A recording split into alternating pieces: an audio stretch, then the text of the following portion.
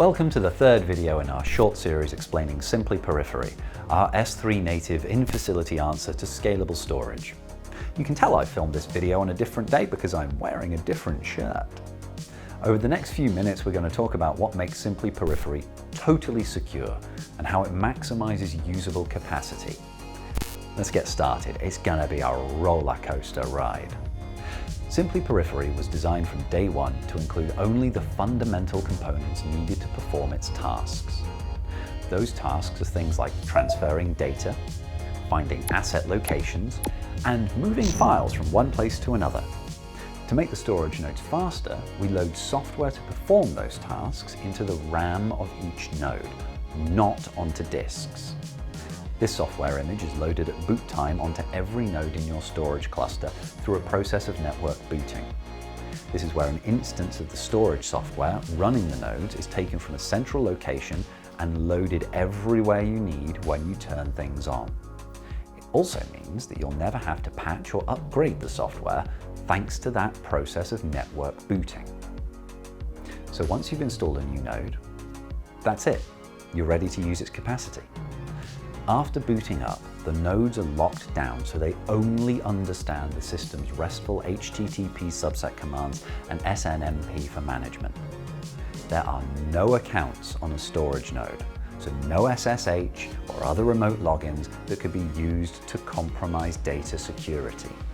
Because we load node software into RAM, it leaves the entire raw disk space available for storage. Let's pause here and take a step back to look at what makes up an individual node. The term node is what we use to describe a single rack-mounted server chassis full of drives, memory, and networking ports. The disks, drives, make up your storage capacity. The memory is used to run software, and the ports, naturally, are used to connect nodes to each other and to your wider network. When you combine multiple nodes together, you get a cluster. If we were to use disk space to store software for running the nodes, which are essentially computers after all, we would lose overall space for your data. That's not great, which is why running software from RAM is so important, and it's efficient too. It also means there's no file system to corrupt, limit performance, or compromise storage efficiency. This may seem like an obvious thing to do, but many storage manufacturers use file systems in their object solutions. This tends to waste space, and it does add complexity, including things like databases and the need to add expensive flash storage for databasing. With SymplyPERIFERY, holding hundreds of millions of small objects on a single disk is no problem at all, because the information about them is held in RAM. Let's go back to our table example from the last video, a large flat surface full of labeled items. Your storage software knows what objects are on which part of the table and where to go looking for them. When you include a file system, it adds boxes to the table for us to put things in, and that takes up space. What we do with SymplyPERIFERY is to have a method where your software just picks up the object you're looking for from the surface of the table. Right. Information in a storage cluster can be located in microseconds using a system called zero IOPS, a process by which a distributed RAM-based index is populated at boot time from journals held on the disks. That sounds really complicated, so let's break it down.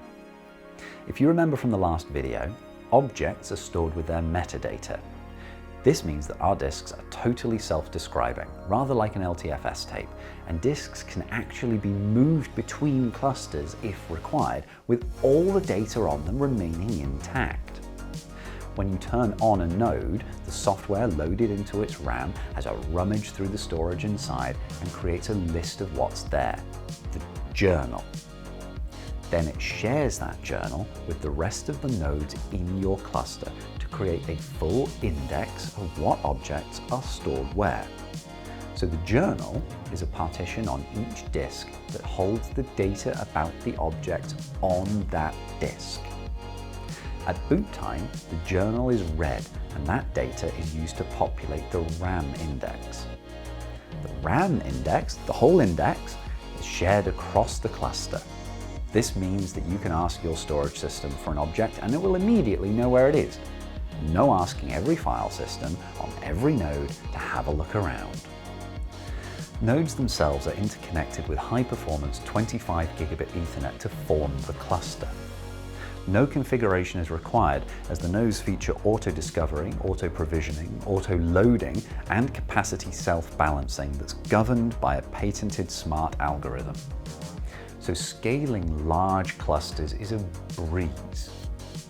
Nodes can be added to a cluster within a matter of minutes after you install the hardware, with the system taking care of understanding the extra space for you.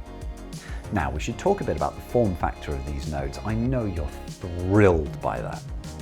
SymplyPERIFERY is available in 1U, 2U, and 5U configurations, all of which can be mixed and matched to provide the best storage strategy for your data needs. The cluster you build can support a mixture of these nodes as required and can grow organically, rebalancing data on the fly across all the nodes in the cluster.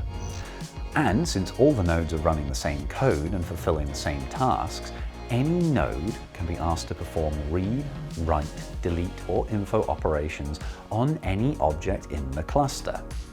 Let's go back to our tables. Lots of tables, disks, storing lots of objects, and each table knowing where every object is. Every object has a universally unique identifier, a UUID. So you can ask node A for object X, and it will tell you that node B is holding the most accessible instance of X. Redirect your request to node B and just get out of the way. There's no proxy stuck in the middle, adding latency and complexity, which is really nice. Write options happen in a similar way. Talk to node A, and it finds a convenient node on which to store your object based on available resources. Essentially, SymplyPERIFERY does the hard work for you. It'll keep an eye on every single object stored in your cluster and locate new objects in a way to make the best use of available space. Each node in the cluster runs its own version of Datacall's periphery software in its RAM, rather than taking up space on the valuable disks that store your data, which is kind of what you buy storage for in the first place. And because there's no file system, there's even more storage space available. And that space simply can't be infected by malware or ransomware because there's no file system to infect or encrypt. I think that's enough for today. Next time we'll talk about elastic content protection and why it's good for object storage. Until then, make sure you subscribe to the channel and ring the bell for updates. I'll see you in the next video, probably in the same shirt.